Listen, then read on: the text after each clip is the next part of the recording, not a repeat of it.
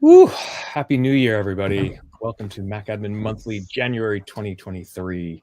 And it just seems to flow. I'm not going to screw that up. I know it's 2023. I'm not going to keep saying 2022 or something. Yeah, this month as a guest, we have the lovely John Peterson. How are you? Hello, I'm doing great. Good. Pleasure to Well, be here. I think you haven't even been a viewer here as much as anything, but I have not. I've been terrible. You have tried to remind me thousands of times, and I have well, no here excuse. you are. We Yeah. got here one way or the other.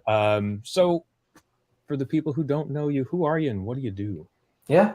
So I'm John Peterson. I am a client platform engineer at Ramp, and I try to herd computers into doing the right things. Been doing it for 6, 7 years at this point.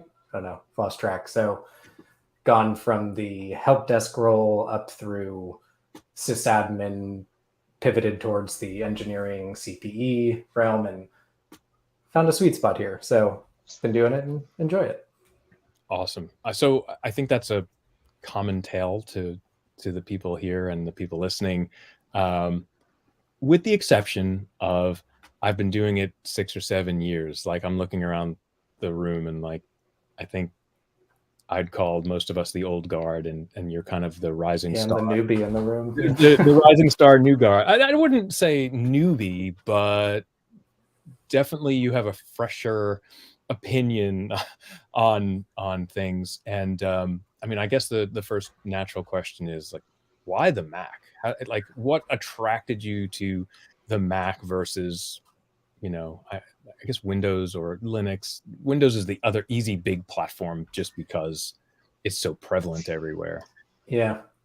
Windows is a lot like JavaScript. It just doesn't work with my brain. No matter how many times I try, I can fumble my way through it and get it to make sense, but it just never stuck. But how I ended up here is kind of by circumstance. I went to college for health sciences, started going to grad school, realized I didn't want to stare at people's ears all day. And a family friend got me a job at Apple. And then after 2 years or so, I was like, I cannot work in a mall anymore.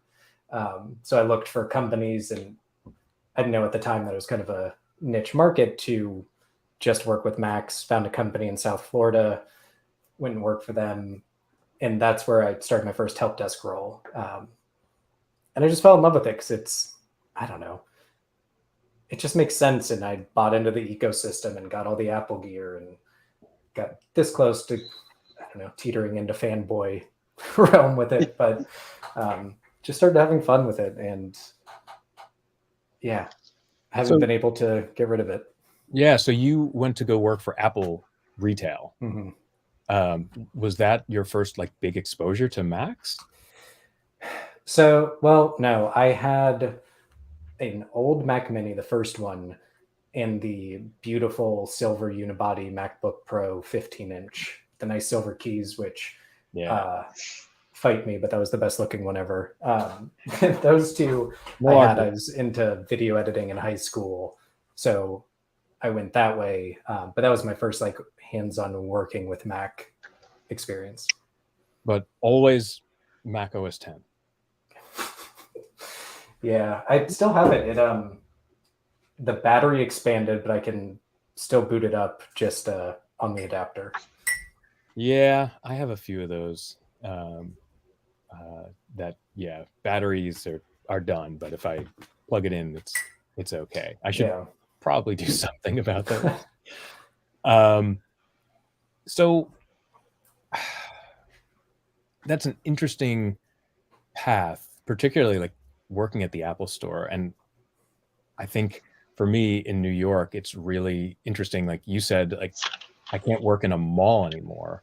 And it's such a marked distinction. I think if you go to an Apple store, sort of like just outside of Manhattan or the five boroughs, and it's that exact experience. It's like, I want to go talk to a business person at Apple, and I have to walk through, like a fashion mall or something, Yeah. versus the Apple stores in Manhattan. They're a standalone experience. You're walking into an Apple store, and that's it. You're not walking into a place and then walking past, you know, Forever 21 or Dillard's, yeah. or something like that. Yeah, Macy's and I JC. mean, it was a magical time. Like I wouldn't trade it for the world. I learned so much there, and I think it taught me a lot about just interacting with people and how to just deal with chaos. Because I mean, those stores are chaos, controlled chaos. But I think the biggest thing that comes out of those stores is the human element. Like people think you go there to learn tech stuff in the Genius Bar, but I think really what I learned is that computers are an integral part of our life, and when they're not working, it's incredibly frustrating. Um, so through all that experience, just how important it is to get people back up and running, which transitioned well in the help desk realm. Yeah, I totally agree. I had this conversation with someone the other day, uh, and I forget what profession they were talking about, dealing with people, and they said something like, "Yeah, well, not like computers." And I was like, "No, like being a computer person, like the best computer people are the ones that understand that human interaction and that human connection, and particularly as you rise up the ranks and you're a senior whatever in technology and you need to go talk a bunch of people into Yeah, doing something or seeing it your way. Yeah, that your ability to communicate and work with people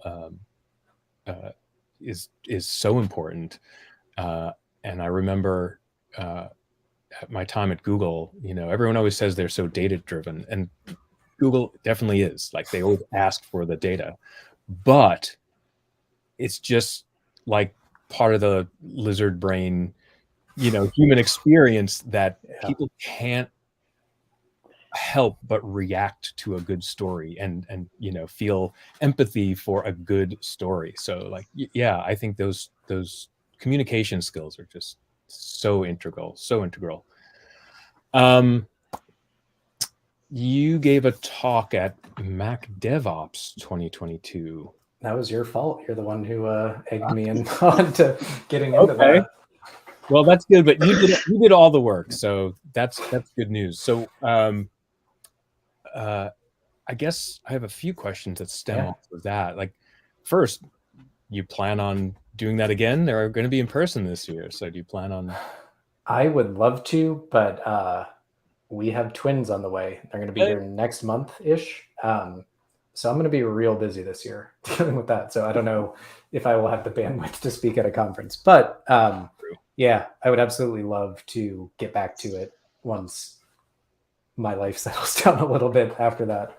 Yeah, Um, sounds like that might be a while. yeah, no, definitely. It going to be a wild ride this year, but no, I would love to get up there and actually speak in person. I think all jokes aside, like you pushed me into it and it was a great experience. Like I don't like public speaking. It terrifies me. So having that transitional step where you got to talk, but you didn't have to stand on a stage and picture everyone in their underwear, like whatever calming techniques there are. But um, I think it teed it up so that once I have something to talk about again, I'll be able to do so more confidently. Um, so yeah, it was. I'm glad That's you pushed me there. well, that's great, and I think again that goes back to the being able to communicate. It's good practice. Yeah. You bring those skills back into your enterprise or business. Um, it forces you a bit to learn a topic, sometimes more in depth than you had expected. But yeah, I agree. We've had 3 years of doing video presentations, and that's its own challenge in a lot of ways, and you still have to put together a compelling talk. But I'm definitely ready to sort of like get back on stage. Yeah. I Also get some new socks, new t-shirts. I'm Yeah. running out. Need to build that back up.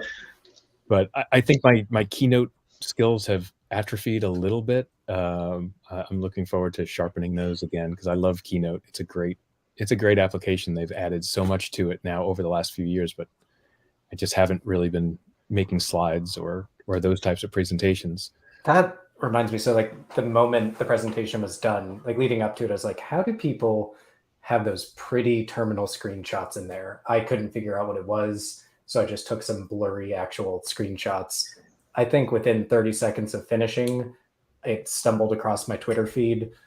And now I know the tools for that, or like tools to like record the output of terminal where you can Yeah. type in like you want to type python3 foo.py or whatever. It'll emulate that and just spit out a nice GIF. So next time I have to make a slide deck, I got those ready. Yeah, there are definitely some nice tricks like that. And that's always a safer bet than actually shifting to terminal and doing a live demo. No, I'm not that crazy. Even if things work out, like you're still like stumbling over keys and mistyping things. And yeah. But I will say to sort of like back to your point of like being afraid of public speaking, I think a lot of people are for one reason or another. But I've been giving presentations at, events for a long time now. And there still is this like 5 minutes before you're brought up, there's just this little wave of like, ooh, butterflies in your stomach or something. And then you just kind of get up on stage and do your thing. But it still exists years and years and years into doing it. So, but it is fun. So yeah, probably not going to see you at any conferences this year. No. But I did want to kind of branch off of the DevOps talk that you gave. Your topic was concourse CI. Maybe just tell people what that is if they're not familiar with it. So it is, what is their actual tagline that people, it's an open source thing doer, and you can use it as a great alternative to Jenkins, Circle CI, whatever you use. I forget how someone I worked with introduced me to it, and it was the least abrasive CI tool that I had interacted with. To get up and running was easy. The syntax didn't make my head explode, and it was something different. And I know like there's so many different ways to approach like with auto package.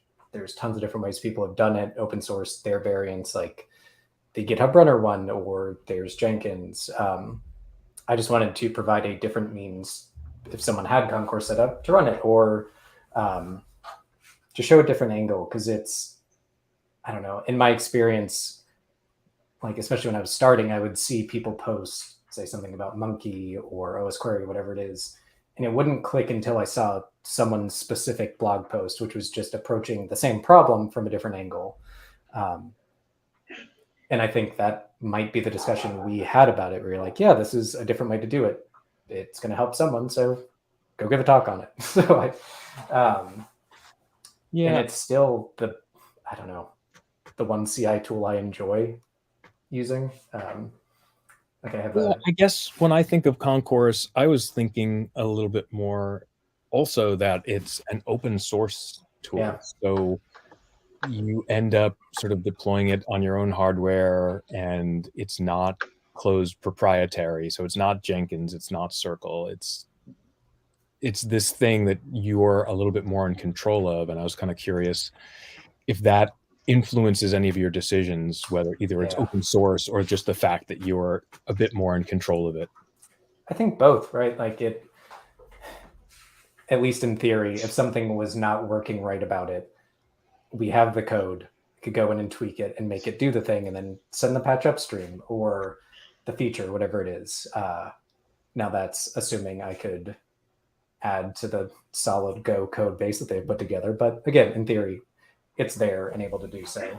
And then, yeah, the ability to self-host, depending on infrastructure, like having it on-prem, even if you're hosting it in AWS, whatever, having control over that, and then giving Concourse access to different resources you might have. So secrets are always a security concern in these environments. So being able to lock that down a little bit more definitely had some advantages.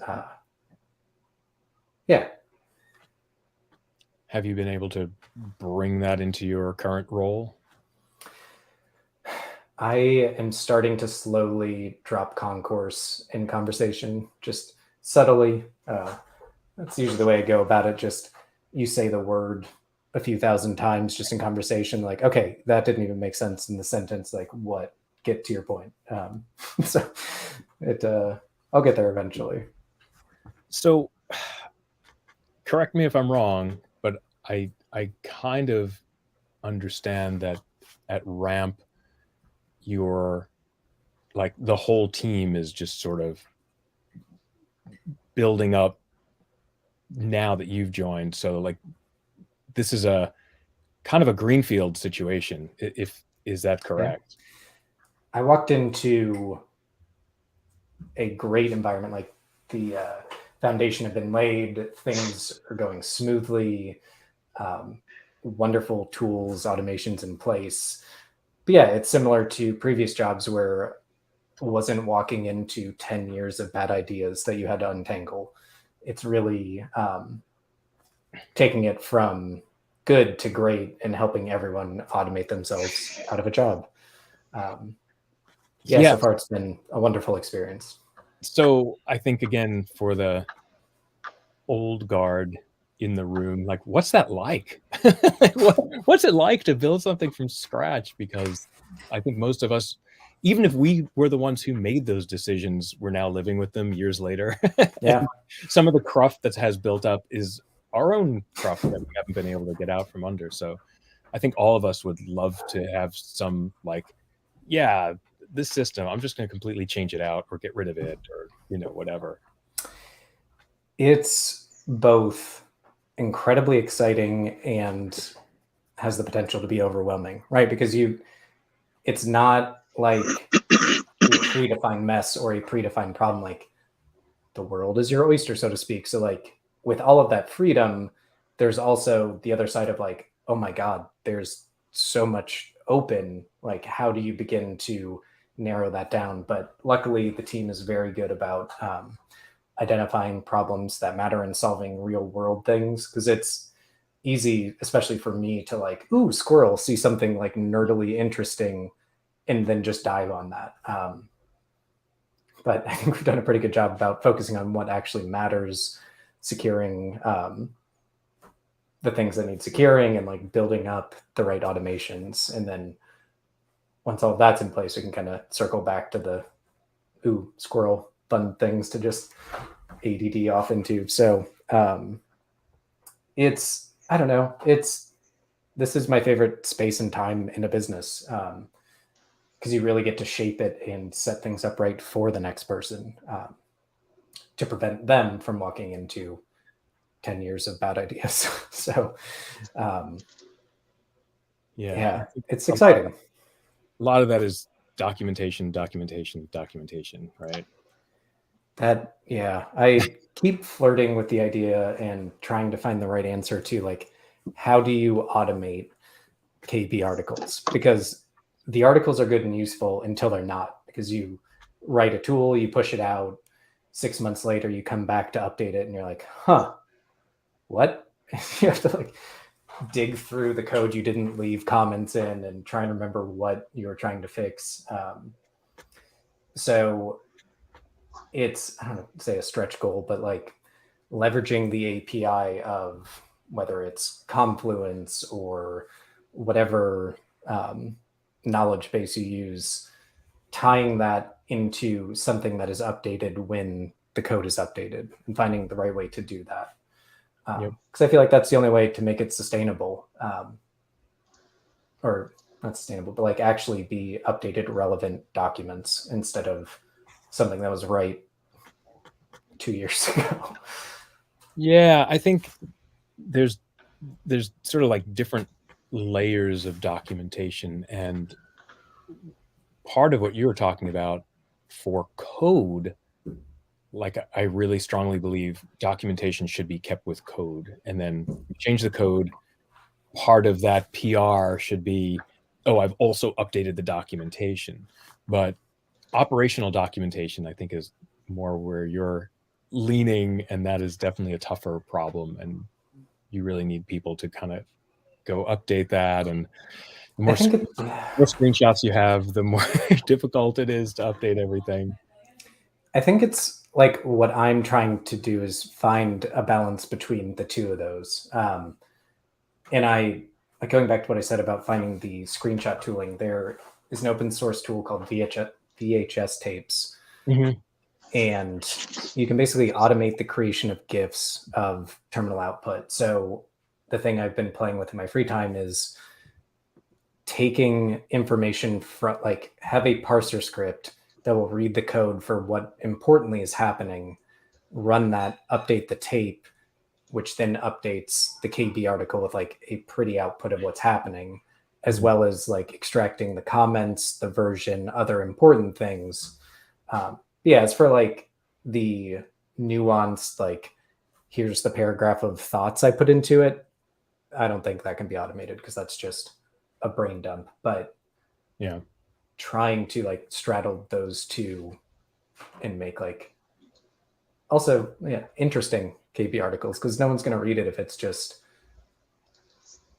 a painful 10-minute read on some internal tooling.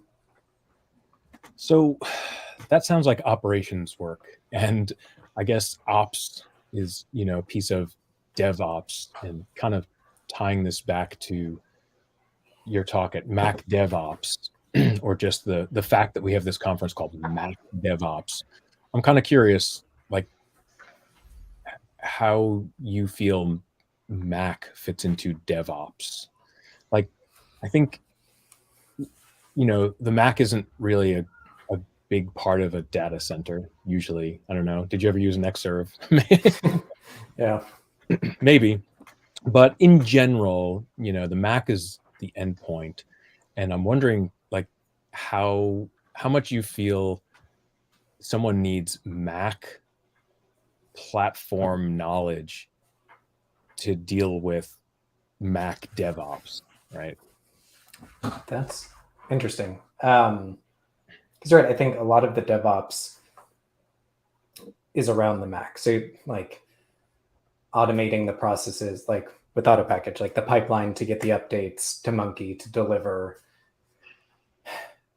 So I think it can go both ways. Like someone could come in who has like a rough working knowledge of what a Mac is, and how it works, and focus heavily on the automations around it. But I think you do need to know some of the nuance of working with Macs when it gets time to, like, say if you're using something like Monkey or a config management, like if you said, I don't know, CF preferences to just a random person, like would they know what that is and how they could use that information?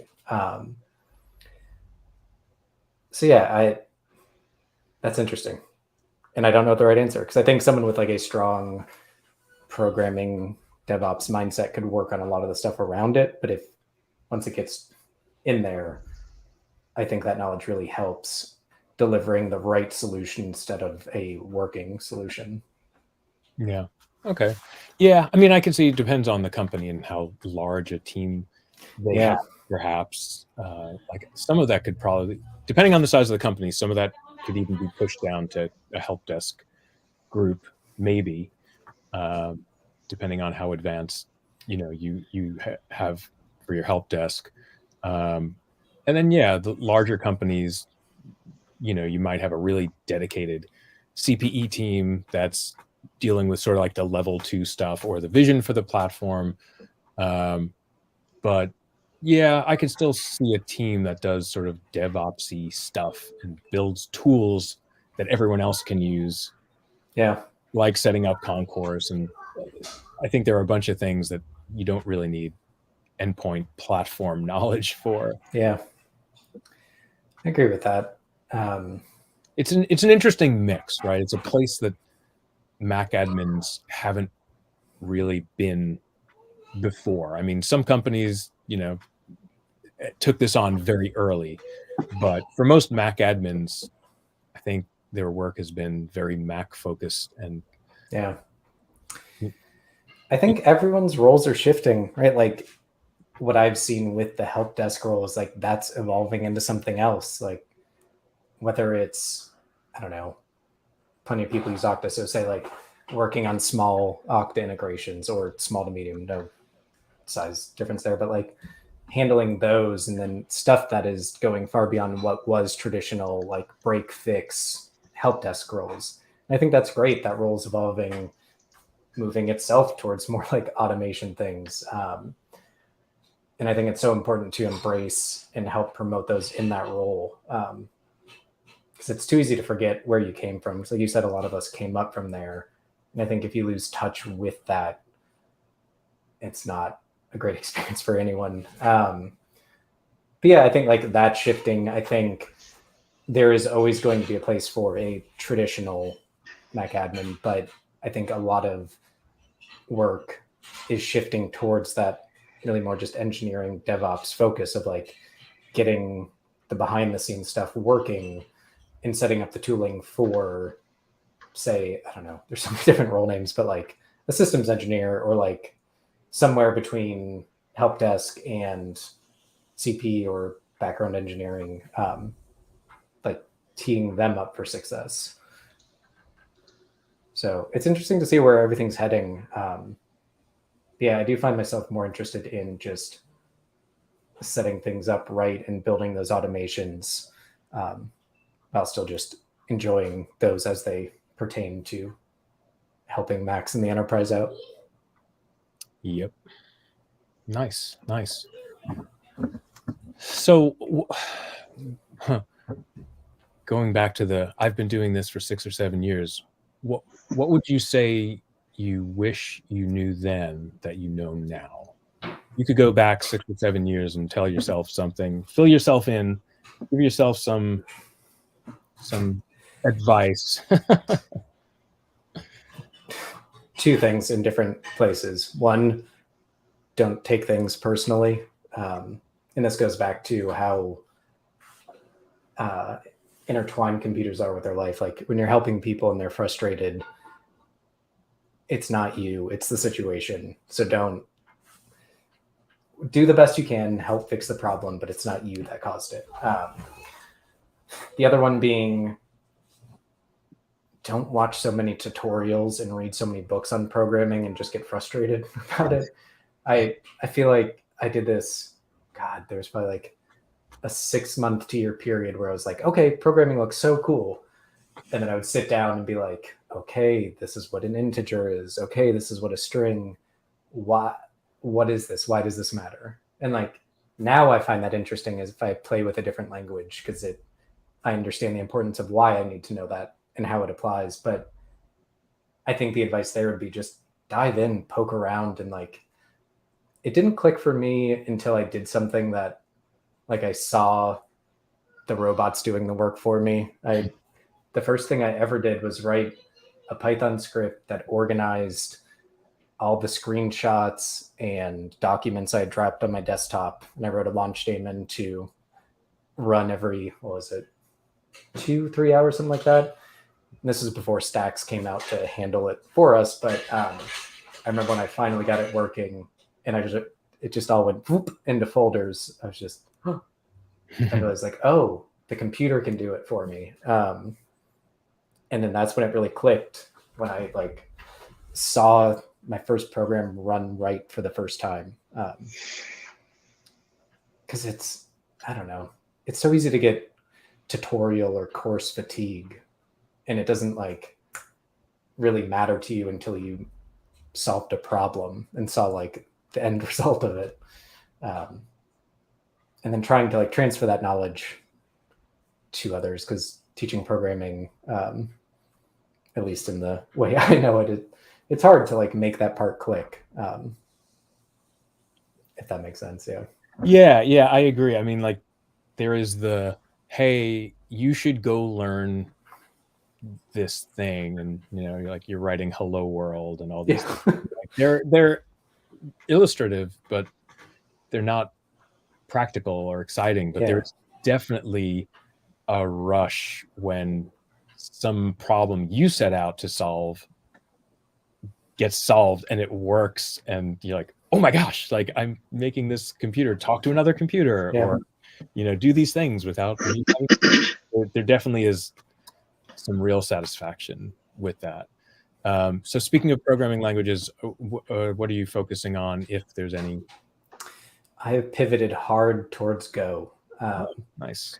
I played with Python forever, and we've talked about it. Like, I still, if I'm just poking around trying to interact with an API to ask some questions in the beginning, like, I'll use Python because it's, and my brain, like, I can quickly just ask and see what's there.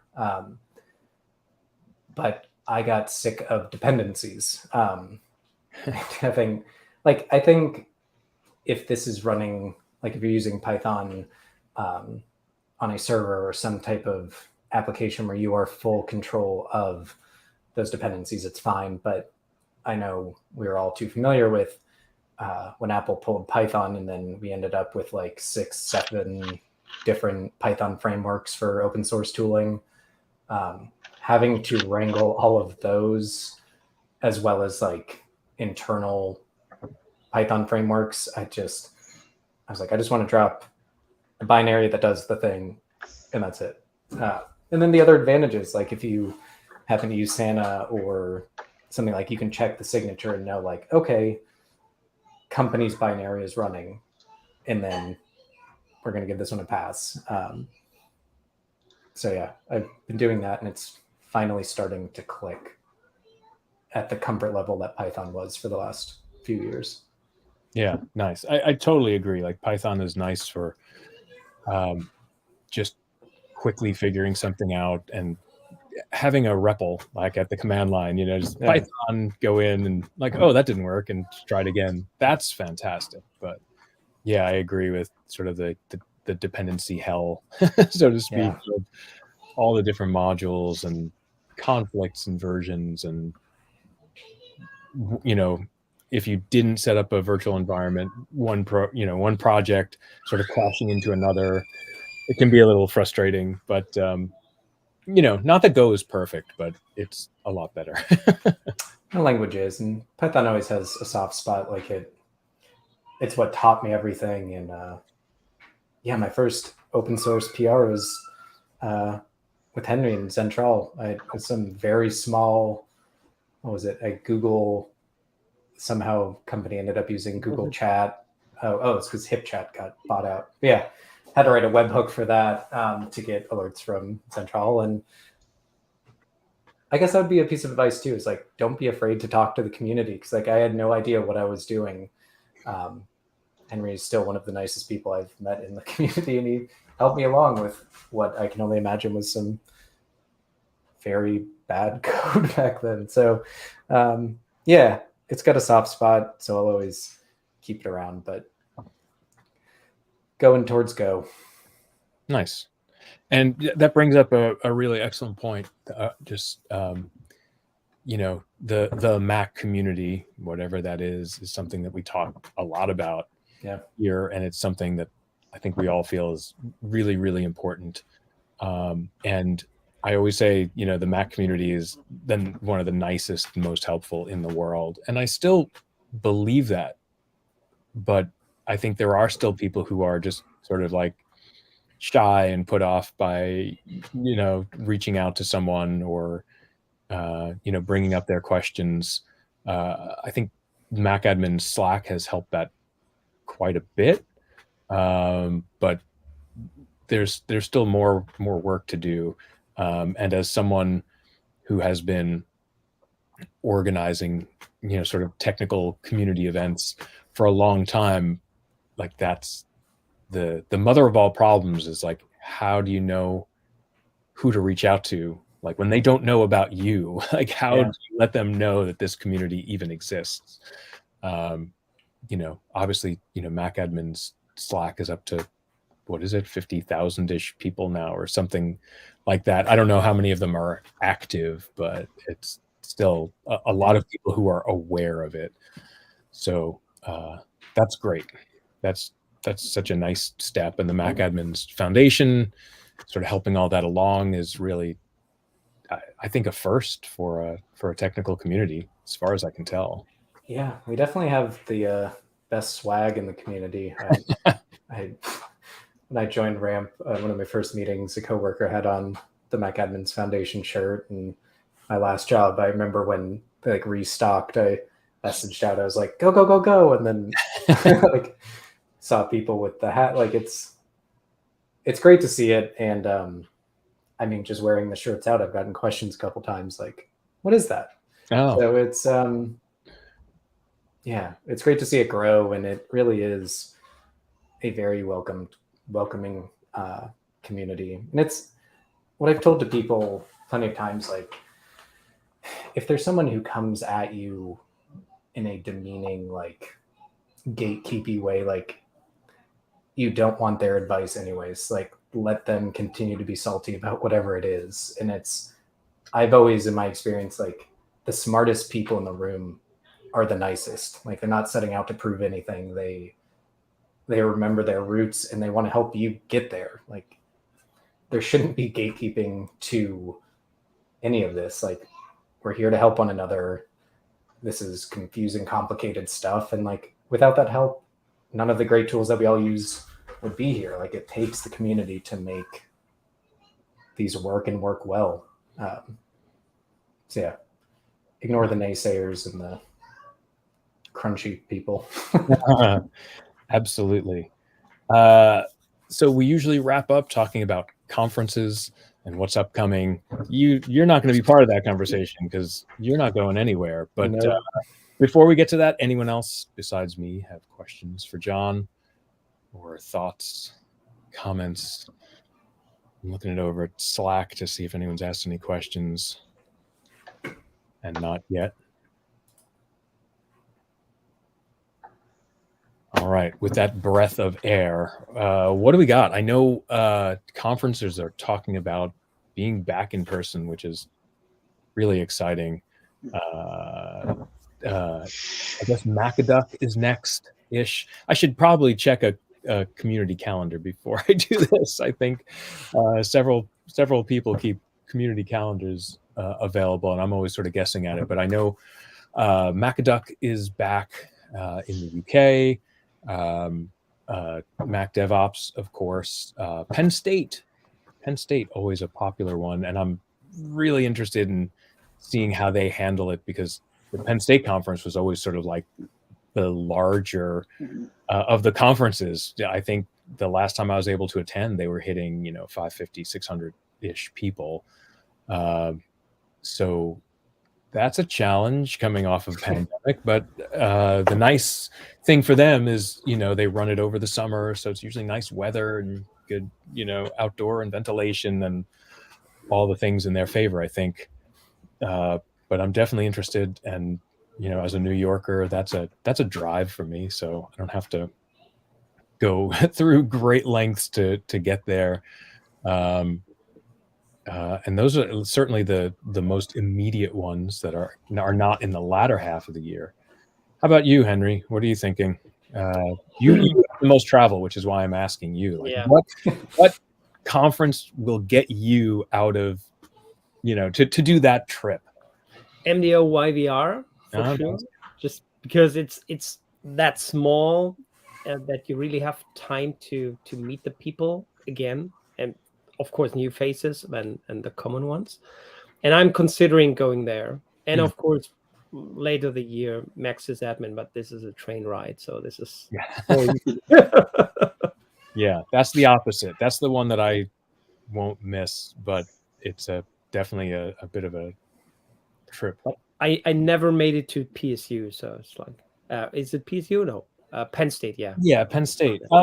It is super interesting. I think you're right. Like Mac DevOps, because it does stay rather small, it's single track. You can speak to you can literally get to every attendee and speak to them.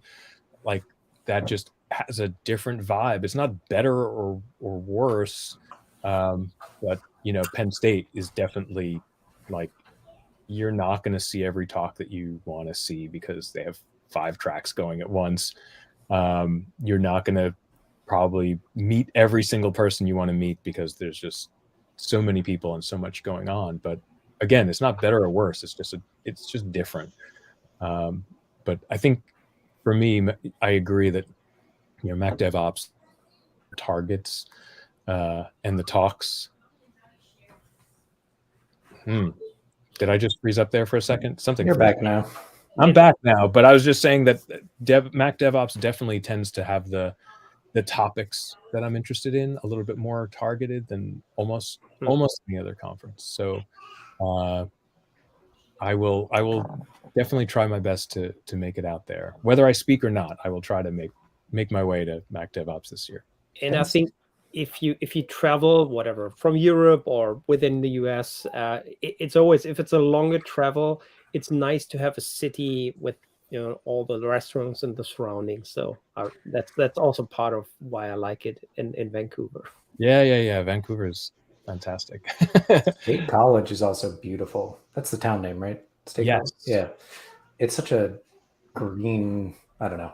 It's different than Florida, but it's such a beautiful town. And you said during the summer, you can just be out there all day. I guess that's probably the hard part, is being inside for it, because it's so nice out when that goes. Yeah, definitely. Okay. Well, with that, thank you everybody for joining in. Thank you, John, for being our guest and sharing your knowledge. Thank you for having me. Yeah. And have a great new year and rest of the year to everyone. And we'll see you in February. Bye-bye. Bye.